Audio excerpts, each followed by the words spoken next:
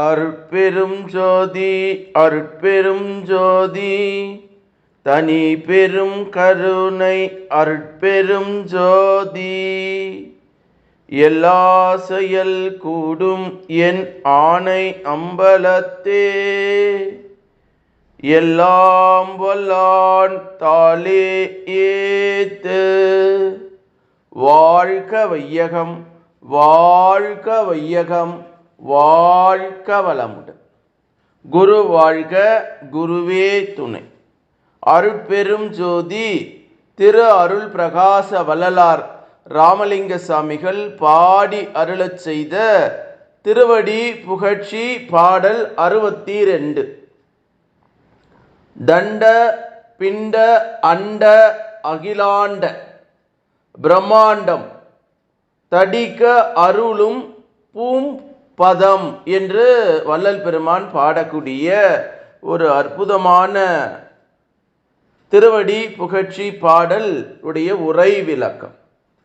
அண்டம்னா உருண்ட, நீள் உருண்டையான முட்டை வடிவமுடையது எனப்படும்.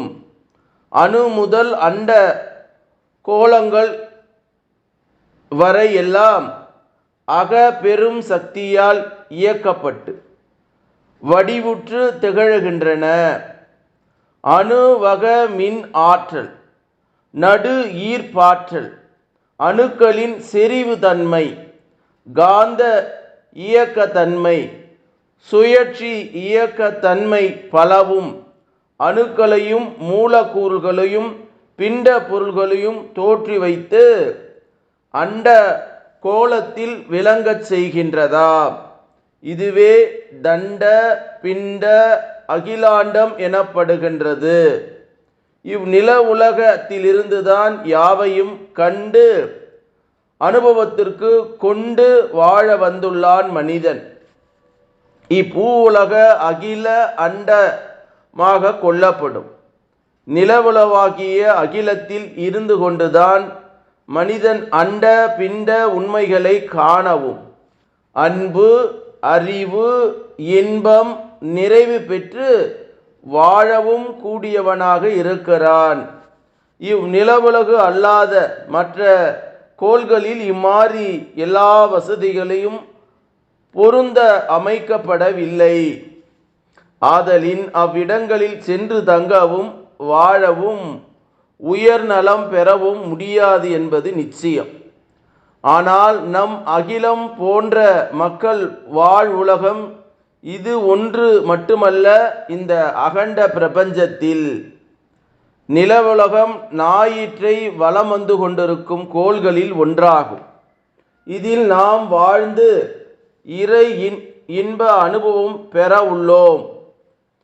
அகல் வான்வெளியில் எண்ணற்ற விண்மீன்கள் ஒளிருகின்றன. அவை ஒவ்வொன்றும் நம் ஞாயிற்றே போன்றது. அளவில்தான் மிக பெரியதும் சிறியதுமாய் விளங்குகின்றனவாம். இந்த எண்ணறியா ஜோதி அண்டங்களை சூழ்ந்து வரும் கோட்களின் குடும்பங்களில் ஒரே நில உலகம் இருந்து அதில் நம்மை போன்று மக்கள் வாழ்ந்து வருகின்றனர் என்பதை திருவருளால் உணர்த்த பெறுகிறோம். ஆகவே ஒவ்வொரு நில உலக வாசிகளும் நம்மை போன்ற இறை இன்ப அனுபவ வாழ்வு பெறுவதற்கு உரியவர்களாக உள்ளனர். ஒவ்வொரு நில உலகிற்கும் அவர்கள் காணும் பூமியும் வானும் அதிலுள்ள அண்ட பிண்ட பொருள்கள் உயிர்கள் எல்லாம் சேர்ந்து ஒரு பிரம்மன் படைப்பதாகவும் பிரம்மாண்டம் எனவும் கருதுகின்றனர். இதே போல எத்தனை பிரம்மாண்டங்கள் மகா பிரபஞ்ச வெளியிலே அடங்கி உள்ளனவா.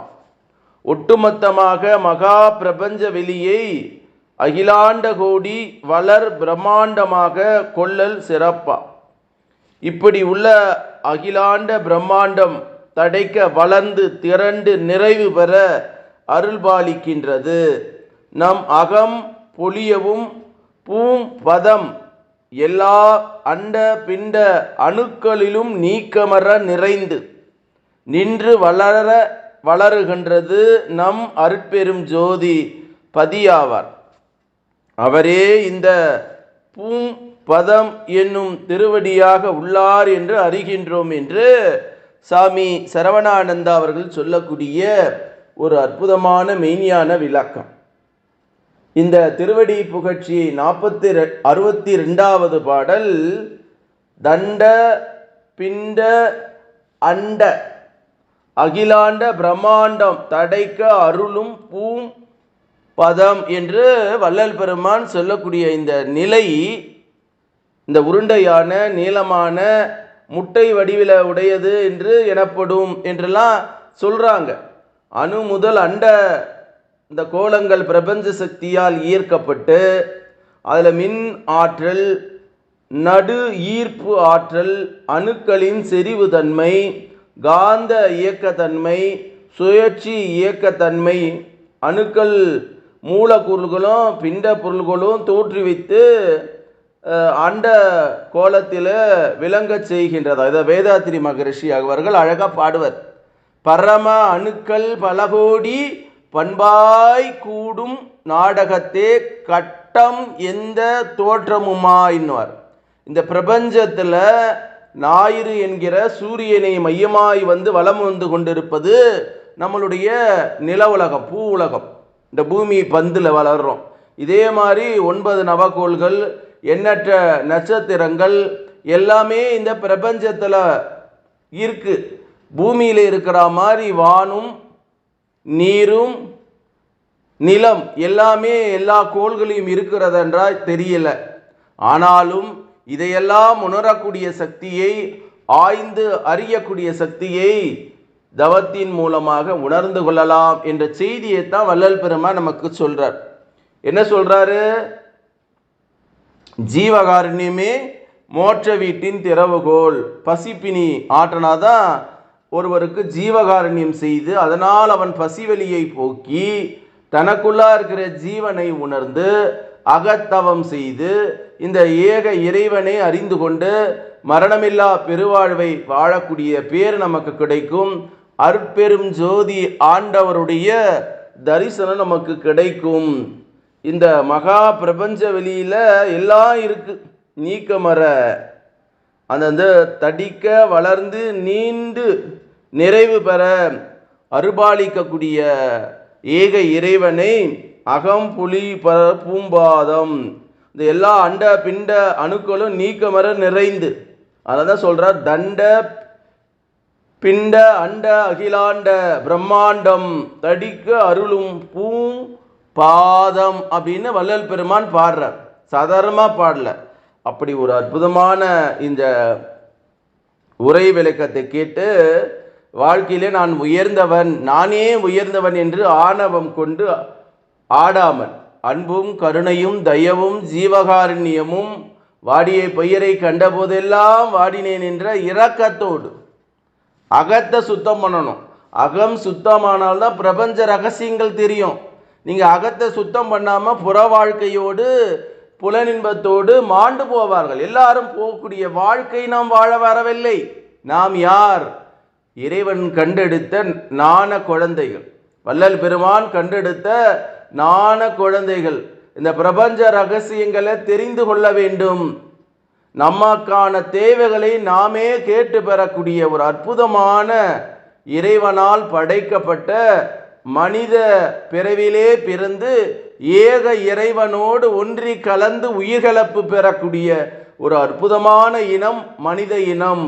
மனதை இதமாக வைத்து கொண்டு அந்த பிரபஞ்ச வெளியோடு உயிர்கலப்பு பெறக்கூடிய பிறவிதான் மனித பிறவி. அதனால சொன்னாங்க அவை பாட்டி, அரிது அரிது மானிடராய் பிறத்தல் அரிது அந்த சொல்றாங்க. அதுக்கப்புறம் கூன்கு செவிடு பேடு நீக்கி பிறத்தல் அரிதுன்னா, அப்பா இல்லை நல்ல ஒரு ஆரோக்கியமாக மனிதனாக பிறந்திருக்கிறோம். எனக்கு யாருமே இல்லையே, எனக்கு யாரும் தெரியலையே, என்னால் முடியலையே என்ற எண்ணத்தை தூக்கி எறியுங்கள். திக்கற்றவர்களுக்கு தெய்வமே துணை என்று சொல்வார்கள். பாஞ்சாலி மகாபாரத கதையிலே தன்னுடைய ஆடை நவிழ விடுகிற சூழல் வருகிறது. துயிலுரிக்கப்படுகிறான் துச்சாதனால். அவர் யாரையாரையோ அழைத்தார், யாரும் அவரை காப்பாற்றவில்லை. தன்னுடைய மேனியை ஒருவன் வெளியாட்கள் பார்க்கக்கூடிய நிலையில இறைவான் என்று கையை தூக்கி அந்த ஏக இறைவனை நினைத்து தானிக்கிறார். அப்பதான் அவருடைய துயில் உரிக்க உரிக்க அவருடைய சேலை நீண்டு கொண்டே போகிறது. என்றால் திக்கற்றவர்களுக்கு தெய்வம் தாண்டா துணை, வேற யாரும் இல்லடா. உன் கூட இருக்கிறவங்க, உன்னுடைய பழகினவங்க, உன் தாய் தந்தையர், உன் சுற்றம் சகோதரர்கள், உன்னுடைய உயர் புகழ் கொண்டவர்கள் எல்லாம் உனக்கு துணை அல்ல. அந்த ஏக இறைவனே துறை. அந்த ஏக இறைவனை சரணடையணும். அவனே கதி என்று இருக்கணும். அதுதான் மூச்சை கவனி பேச்சை குறை என்றார்கள். ஆகவே அந்த ஏக இறைவனை மனமுருகி அந்த இறைவனை நாம் அந்த கதாகதம் செய்கிற போது நமக்கு ஏற்படுகிற அற்புதமான நிலை தான் சமாதி நிலை. சகஜ நிலையிலே இருக்கிறவர்களுக்கு சமாதி கிட்டி அந்த வள்ளல் பெருமான் சொல்லக்கூடிய மரணமில்லா பெருவாவை அவர்கள் வருவித்து கொண்டு அந்த அருட்பெருஞ்சோதி ஆண்டவர் தரிசனம் கிடைக்கிற போது அதுக்கு இருக்க அற்புதமே வேற இல்லைங்க.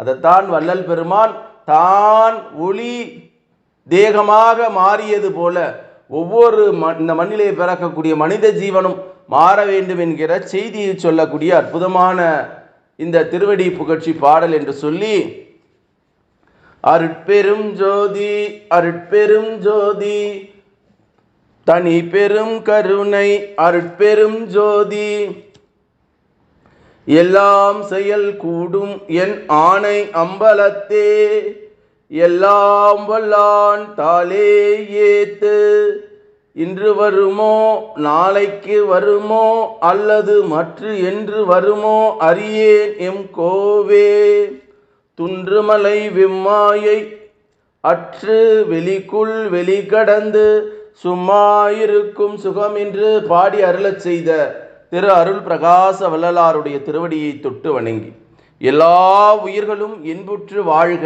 வள்ளல் மலரடி வாழ்க வாழ்க, கொல்லா நெறி குவலயமெல்லாம் ஓங்குக என்று பாடி அருளச் செய்த திரு அருள் பிரகாச வள்ளலாருடைய திருவடியை மீண்டும் மீண்டும் தொட்டு வணங்கி இந்த மண்ணிலே வாழக்கூடிய சித்தர்கள், ஞானிகள், மகான்கள், யோகிகள், ஜீவமுக்தருடைய திருவடியை தொட்டு வணங்கி இறைநிலையோடு என் எண்ணத்தை கலக்கவிட்டு உங்கள் அனைவரையும் மனதார நெஞ்சார வாழ்க வளமுடன் வாழ்க வளமுடன் வாழ்க வளமுடன் என்று வாழ்த்துகிறேன்.